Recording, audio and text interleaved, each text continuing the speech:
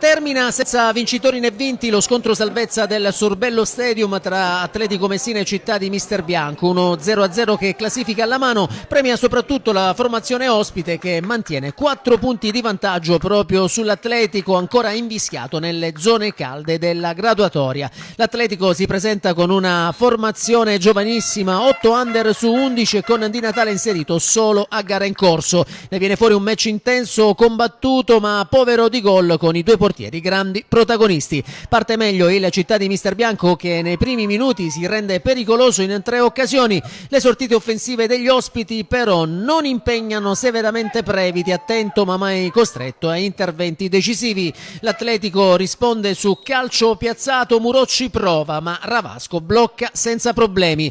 I padroni di casa crescono e si fanno vedere ancora con Tiano che conclude verso lo specchio trovando però la parata del portiere ospite. La squadra di Midiri continua a spingere, Parisi mette in mezzo un cross insidioso ma nessun compagno riesce a trovare la deviazione vincente. Nella ripresa torna a spingere il Città di Mister Bianco, il più propositivo è Trombetta che in 3 occasioni riesce a calciare verso la porta. Previti è però sempre attento e disinnesca tutte le conclusioni del classe 2008. L'Atletico non resta a guardare sul ribaltamento di fronte, ha la grande chance per sbloccare il match. Garuffi va vicino al gol ma trova la risposta decisiva di Ravasco. Spinge ancora la formazione dello stretto anche sugli sviluppi di calcio d'angolo. Il vantaggio sembra cosa fatta ma la difesa riesce a sventare la minaccia. Pochi istanti dopo però arriva l'occasione più grande del match, colpo di testa, botta sicura di Muro ma il portiere Ravasco si supera con un intervento straordinario. Nel finale è il Città di Mister Bianco a tentare l'assalto decisivo, Tiano è provvidenziale in chiusura su Trombetta